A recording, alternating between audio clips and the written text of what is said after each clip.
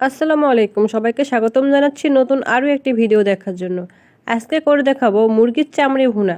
যারা কিনা মুরগির চামড়াটা খান না, এভাবে রান্না করলে দেখবেন তারাও মজা করে খেয়ে নেবে।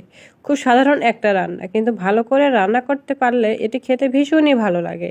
এইভাবে মুরগির চামড়ি ভুনা করে রুটি বা পরোটা দিয়ে খেতে জাস্ট অসাধারণ লাগে। যারা মুরগির চামড়া খান না, ফেলে দেন, তারা আমার রেসিপিটি জানা থাকলে আর কখনো মুরগির চামড়া ভুলেও ফেলে দিবেন না। মুরগির চামড়াও যে এতটা মজার হয় তা এই রেসিপিটি না খেলে আপনি বুঝতে পারবেন না। মুরগির চামড়া সঠিকভাবে রান্না করতে পারলে গরুর বট বা ভুঁড়িকেও হার মানাবে, যদি আমার রেসিপিটি ফলো করেন। আমি আজকে সহজভাবে সেরা স্বাদের মুরগির চামড়া ভুনা করে দেখাবো। সো ভিউয়ার্স, রেসিপিটি ভালো লাগলে আমার চ্যানেলটাকে সাবস্ক্রাইব করে রাখুন। আর হ্যাঁ, চলুন ভিডিওটি শুরু করা যাক। মুরগির চামড়া ভুনা করার জন্য আমি এখানে একটা মুরগির চামড়া এবং পাখা নিয়েছি, এবং মুরগির চামড়ি ভুনা করার জন্য আমি এখানে নিয়েছি কিছু গরম মশলা, এবং তার সাথে নিয়েছি আদা, রসুন এবং জিরা বাটা, নিয়েছি হলুদ, মরিচ এবং লবণ, নিয়েছি পেঁয়াজ কুচি এবং কয়েকটা শুকনা মরিচ। তারপর আমি একটা প্যানে তেল দিয়ে তেলটাকে খুব ভালো করে গরম করে নিব। তেলটা যখন গরম হয়ে আসবে তখন আমি দিয়ে দেব গরম মশলা। গরম মশলা দিয়ে গরম মশলাটাকে একটু ভেজে নেব। গরম মশলা ভাজা হয়ে গেলে তখন আমি দিয়ে দিব পেঁয়াজ কুচি। আর এই পেঁয়াজ কুচিটাকে আমি কিন্তু বেটে নিয়েছিলাম। বাটা পেঁয়াজ কুচি দিলে তাড়াতাড়ি নরম হয়ে আসে, এজন্য বেটে নিয়েছি, তবে এইভাবেও দেওয়া যায়। পেঁয়াজটাকে আমি একটু নাড়াচাড়া করে খুব ভালো করে নরম করে, আর যখন নরম হয়ে আসবে তখন আমি দিয়ে দিব আদা, রসুন এবং জিরা বাটা এবং হলুদ, মরিচ, লবণ দিয়ে আমি সবগুলো উপকরণ খুব ভালো করে মিশিয়ে নিব। বেশ কিছুটা সময় মেশানো হয়ে গেলে আমি খুবই অল্প পরিমাণের একটু পানি দিয়ে দেব, যাতে মশলাটা পুড়ে না লেগে যায়। পানি দিয়ে আমি আবারও কিছুক্ষণ নাড়াচাড়া করে নিব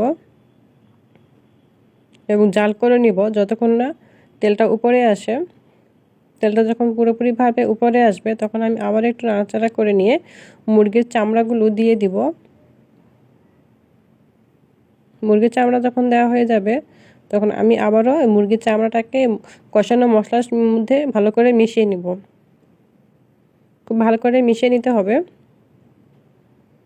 আমি প্রায় 2 মিনিটের মতো খুব ভালো করে মিশিয়ে নিয়েছিলাম, এবং তারপরে আমি দিয়ে দিব লেবুর রস। আর এই লেবুর রসটা দিলে কিন্তু পোলট্রি মুরগির যে গন্ধটা থাকে সেটা থাকে না, তাই অবশ্যই চেষ্টা করবেন লেবু রসটা দেওয়ার জন্য।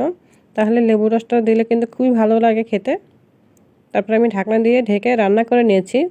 প্রায় 3 মিনিটের মতো আমি রান্না করে নিয়েছি। দেখতেই পাচ্ছেন মুরগির চামড়ি থেকে কতটা পানি উপরে এসেছে। এই পানিটা যতক্ষণ না শুকিয়ে আসে ততক্ষণ আমি নাড়াচাড়া করে রান্না করে নিব। একটা সময় দেখা যাবে যে শুধু তেলটুকু থাকবে, তখন আমি এই মুরগির চামড়িটাকে আবারও ভাজা ভাজা করে রান্না করে নিব। আর এই মুরগির চামড়িটা আপনি যত ভালো করে এরকম করে ভাজা ভাজা করে রান্না করে নেবেন তত কিন্তু খেতে ভালো লাগবে।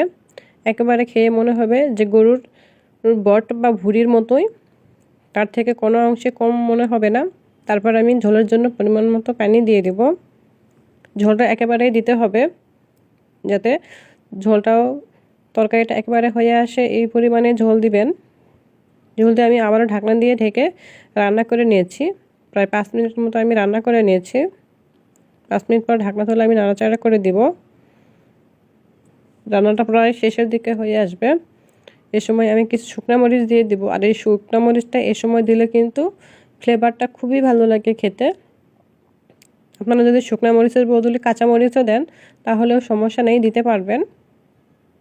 মরিচের পরে আমি আবারও 2 মিনিটের মতো রান্না করে নিয়েছি।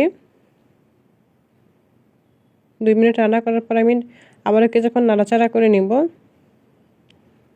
আপনারা ঝোলটা যেটুকু রাখবেন সেই অনুযায়ী রাখবেন, তবে ভুনা তরকারিতে ঝোলটা একটু কম রাখলেই ভালো। রান্না যখন হয়ে আসবে তখন আমি দিয়ে দিব ধনিয়া গুঁড়া এবং ভাজা জিরার গুঁড়া। এই সময় ভাজা জিরার গুঁড়ো দিলে স্বাদটা অনেক ভালো লাগে। তারপর আমি পরিবেশনের জন্য উঠিয়ে নিব। মুরগির চামড়ি ভুনা বা চিকেন স্কিন ভুনা ভীষণই মজার একটা রান্না। যারা মুরগির চামড়ি খান না, ফেলে দেন, তারা অবশ্যই এই রেসিপিটা একবার ফলো করে দেখবেন যে মুরগির চামড়ি এভাবে রান্না করলে কতটা ভালো লাগে খেতে। আর এটা রুটি বা পরোটা দিয়ে খেতে তো অসম্ভব রকমের একটা মজা। তাই বলছি, এরকমভাবে অবশ্যই একবার আমার রেসিপিটি ফলো করে বাসায় ট্রাই করে দেখবেন কেমন লাগে।